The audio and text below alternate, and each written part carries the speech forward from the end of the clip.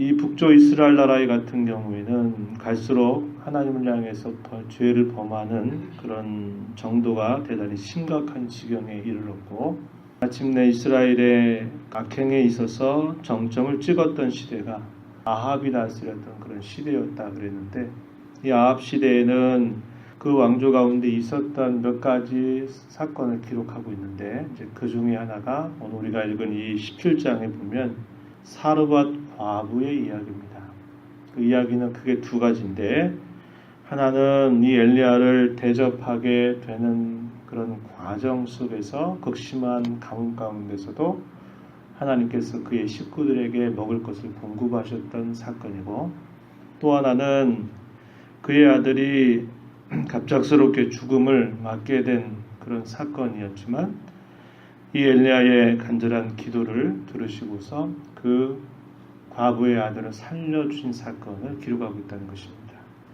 그리고 우리가 18장 이야기에서 보게 되면 그 유명한 이 갈멜산에서 엘리야와 거짓된 선지자들 간에 누가 참신인가를 가르는 사건이 등장하고 있다는 것이에요.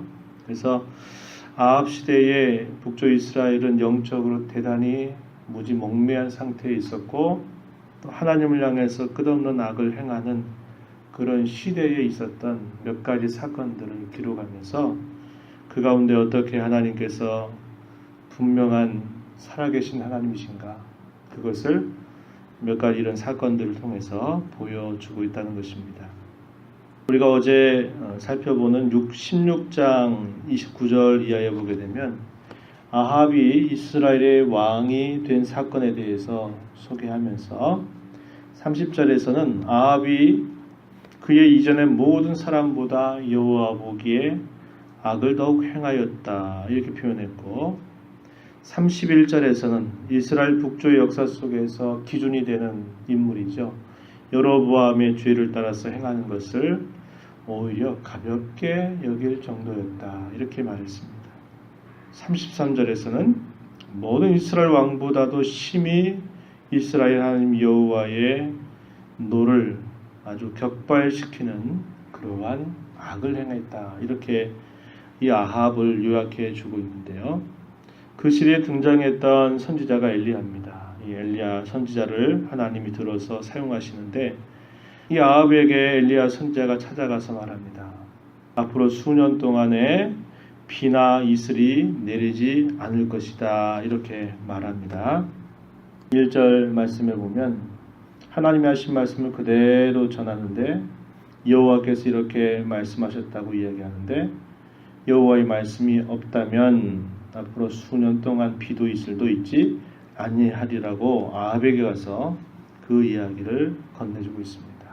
이 아합은 그의 아내로 누구를 맞이하냐면 시돈 사람을, 이 시돈 사람의 왕, 이 왕의 딸을 자기의 아내로 받아들이게 되면서 이 시돈에서 섬겼던 이 바알과 아세라 신들을 들여왔습니다. 그리고 심지어는 신전을 짓기까지 하였다라고 우리가 어제 살펴보았는데, 잘 아신 바와 같이 바알은 번개를 일으키고 또 폭풍을 일으켜서 이런 풍요를 가져다주는 신으로 아주 믿었던 그런 신입니다. 이 시돈 사람들의 신이 바로 이 바알 신이었는데, 이 바알 신을 철저하게 섬겼고, 반면에 아세라 신 같은 경우에는 다산, 많은 것들을 이렇게 내게 하는 그런 신으로 믿고 있었다는 거예요. 그래서 이 아세라 신 같은 경우는 마치 이렇게 계절이 바뀌면서 산천에 이런 초목들이 이렇게 잎사귀를 다 떨어뜨리면서 마치 황폐해지는 것 같은데, 봄이 되면 또 거기에서 새싹이 나서 또 풍요로움을 가져다 주는 것처럼 이 아세라 신 같은 경우도 한편으로는 죽었다가 다시 살아난 듯 하면서 다산을 가져다 준다 이렇게 그들이 믿었던 것입니다. 그런데 이렇게 말하는 거예요. 이스라엘이 지금 그 신들을 섬기고 있는 겁니다. 바알과 아세라 신을 섬기고 있고, 그 신들의 본거지라고 말할 수 있는 시돈입니다. 시돈에 사는 사르밧 과부를 찾아가게 한 것이에요. 그래서 엘리야가 이 사르밧 과부를 찾아가서 물과 떡 한 조각을 가져올 것을 요청하는 내용이 오늘 본문 속에 등장하죠. 그랬더니 사르밧 과부가 뭐라고 말합니까? 말씀 가운데 12절 말씀에 보면은 이렇게 얘기하죠. 당신의 하나님 여호와께서 살아계심을 두고 내가 맹세하노니 나는 떡이 없고 다만 통에 가루 한 움큼과 병에 기름 조금뿐이라. 내가 나뭇가지 둘을 주워다가 나와 내 아들을 위하여 음식을 만들어 먹고 그 후에는 죽으리라. 분명하다 이렇게 말하는 겁니다. 엘리야를 통해서 주셨던 말씀, 여호와의 말씀이 없다면 수년 동안 비도 이슬도 내리지 않을 것이다 라고 하는 것이 이스라엘 땅에 뿐만 아니라 시돈 이 땅에도 그러한 가뭄이 미치고 있다는 것을 보여줍니다. 바알과 아세라 신은 번개를 일으키고 폭풍을 일으키고 다산을 일으킨다고 이렇게 믿어왔지만 그들이 그토록 신을 향해서 갈구하고 바라는 것에 대해서는 아무런 응답이 없고 하나님의 말씀하신 대로 하나님께서 말씀하지 않는다면 수년 동안 이곳에 어떠한 비도 이슬도 내리지 않게 되리라 하신 것처럼 이 사르밧에 사는 과부에게도 그 극심한 가뭄이 임한 것입니다. 그래서 이제 한 번 먹으면 더 이상 먹을 것이 없으니 우리도 이제 줄여 죽겠구나 이런 상황에 처해져 있던 것인데 하나님이 엘리야 선지자를 그곳에 보내서 그곳에 거주하는 장소를 마련하십니다. 한편으로는 엘리야를 피하기도 하셨고 또 한편으로는 엘리야를 그곳에서 먹이시는 거예요. 남들은 다 굶어 죽어가고 있는데 엘리야를 돌보시고 먹이시면서 이 사르밧에 사는 이 과부를 또한 먹이시는 그런 사건이 기록이 되고 있는 것이죠. 더 과분하게 요구합니다. 나를 위해서 먼저 떡을 하나 만들어 나에게 주고 그런 다음에 당신과 아들이 먹으라고 이렇게 엘리야가 말하면서 하나님이 이렇게 말씀하셨다. 하나님이 약속하셨으니 내 말대로 이렇게 하도록 해라. 그렇다면 하나님께서 먹이시고 돌보실 것에 대해서 이 여인에게 이야기를 해주는 것입니다.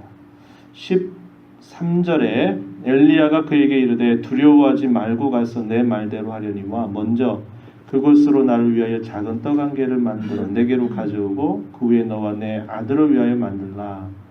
이스라엘의 하나님 여호와의 말씀이 나 여호와가 비를 지면에 내리는 날까지 그 통에 가루가 떨어지지 아니하고 그 병의 기름이 없어지지 아니하리라 하셨느니라. 하나님께서 이렇게 말씀하셨으니 이대로 하라고 이야기하고 있습니다. 그랬더니 어떻게 했다고 합니까? 15절에 그가 가서 엘리야의 말대로 하였더니 이게 좀 중요한 표현이겠죠. 그와 엘리야와 그의 식구가 여러 날 먹었으나 16절 여호와께서 엘리야를 통하여 하신 말씀같이 통에 가루가 떨어지지 않냐고 병의 기름이 없어지지 아니하니라. 여호와께서 이렇게 말씀하셨다. 그러니 이렇게 하라 엘리야는 말했고 그 여인은 자기가 그토록 오랫동안 섬겨왔던 신들을 뒤로하고 그 말을 따라서 그렇게 하였더니 하신 말씀같이 통에 가루가 떨어지지 않고 병의 기름이 없어지지 아니했다. 그 가뭄 가운데서 여호와 하나님이 그를 먹이시고 살리시는 기적을 베푸는 것을 날마다 본 것입니다. 그가 살고 있는 집 위에 다락방에 이 엘리야가 거주할 수 있는 거처를 마련했어요. 그런 하나님의 기적을 체험하면서 이 여인의 생각이 많이 달라지고 있는 겁니다. 그동안 그 오랜 세월 동안 이런 바알과 아세라 신을 섬겼지만 아무런 소용이 없고 그러나 여호와라고 하는 그분이 이렇게 말씀한 대로 했더니 이러한 기적을 내가 경험하는구나 하는 것을 그가 알게 되죠. 그런데 얼마의 시간이 지나지 않아서 그의 아들이 갑작스럽게 죽음을 맞게 됩니다. 그런데 거기에 누가 있어요? 엘리야가 있는 것입니다. 이 여인이 생각해요. 이 아들이 죽은 그 이유가 뭘까 생각해 보니까 자기가 지난날 지었던 자기의 죄로 인해서 하나님이 벌하시는 것 같다, 벌하신 것 같다 이런 생각이 든 겁니다. 더더군다나 하나님이 세우셨다고 말하는 선지자가 자기 집의 옥상에 살고 있으니까 하나님이 그 하나님이라고 하는 신이 더 내 죄를 다 드러내고 있구나. 거룩한 사람이 곁에 있으니까 자기의 잘못이 더 드러나고 그로 인해서 내 지난날의 과거 때문에 내 아들이 죽은 것 아닌가 이런 생각을 한 것입니다. 그 이야기가요 18절입니다. 여인이 엘리야에게 이르되 하나님의 사람이여 당신이 나와 더불어 무슨 상관이 있기로 내 죄를 생각나게 하고 또 내 아들을 죽게 하려고 내게 오셨나이까. 이 표현 속에 그런 게 나타난 겁니다. 내 아들이 죽은 게 내 죄에 대한 어떤 벌이겠구나 이런 생각이 들었고, 더더군다나 하나님의 사람이었던 엘리야가 거기에 있으니 자기의 잘못을 더 드러내셔서 이렇게 벌하신 거구나 이런 생각을 한 것입니다. 그런데 당시 시대가 어떤 시대였어요? 아합 시대입니다. 아합 시대가 어떤 시대예요?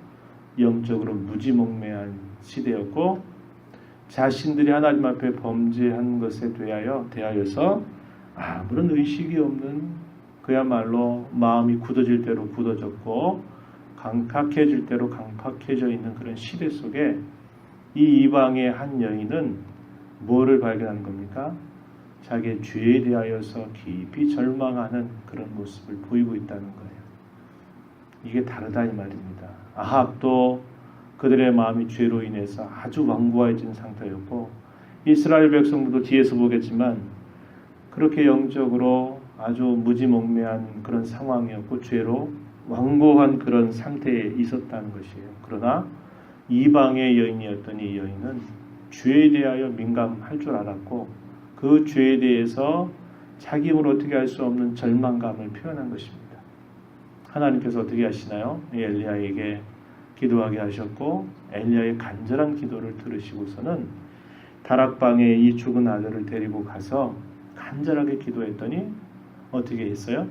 하나님이 그 생명을 살려주신 겁니다. 놀라운 기적을 베풀어 주신 거예요. 그래서 그 여인은 아들이 살아난 기쁨뿐만 아니라 이 선지자가 섬기는 하나님 여호와가 참된 신이고 사람을 생명을 돌보기도 하고 사람의 삶을 주장하기도 하고 사람을 살리시기도 하는 그런 분이시다라는 것을 마지막 절에서 이렇게 고백하고 있다라는 사실을 우리가 보게 됩니다. 그렇게 하시는 거죠. 이스라엘 하나님의 택한 백성들은 그렇게 죄로 인해서 둔감하고 완악한 일들을 하면서도 깨닫지 못하고 어떻게 어떤 결말이 올지도 그들이 생각지 아니하고 행하는 악행에 대해서 하나님이 이방의 여인 이 사르밧 과부를 통해서도 그에게 참되심을 보여주고 계심을 우리가 보게 되는 겁니다.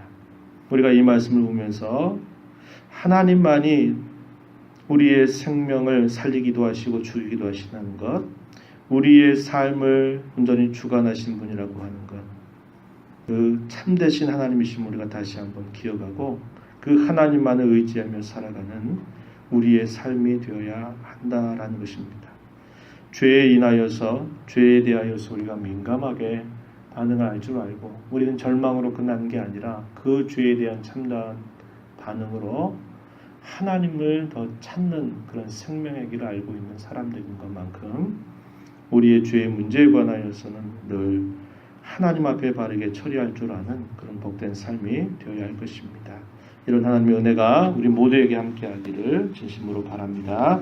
하나님 아버지 감사합니다. 이 새벽 시간에도 저희들을 인도하셔서 우리의 생명의 주관자, 우리의 삶의 주관자 되시며 죽이기도 하시며 살리기도 하시는 하나님의 그러한 능력을 저희들이 바라보며 오늘도 우리의 하늘 아버지가 되신 하나님께 나와서 함께 찬송하고 말씀 듣고 기도하는 귀한 시간을 허락해 주셔서 감사합니다.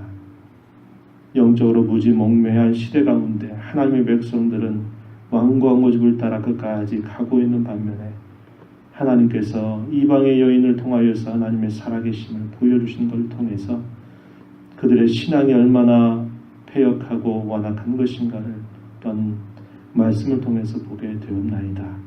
이 땅에 살아가면서 하나님의 백성으로 살아가는 저희 모두가 영적으로 늘 깨어있는 삶이 되게 하시고 우리의 죄에 관하여서 하나님 앞에 늘 우리의 마음을 살펴서 바른 신앙의 걸음을 잘 걸어가는 저희의 삶이 되게 하시고 하나님만 바라보고 의지하는 복된 삶을 살아가는 저희 모두가 되게 해주시옵소서. 은혜의 보좌 앞에 나와 간구하는 모든 심령들을 용납하시고 이 시간도 기도 가운데 하나님을 배우는 복된 축복으로 함께하여 주옵소서. 예수님의 귀하신 이름으로 기도드리옵나이다. 아멘.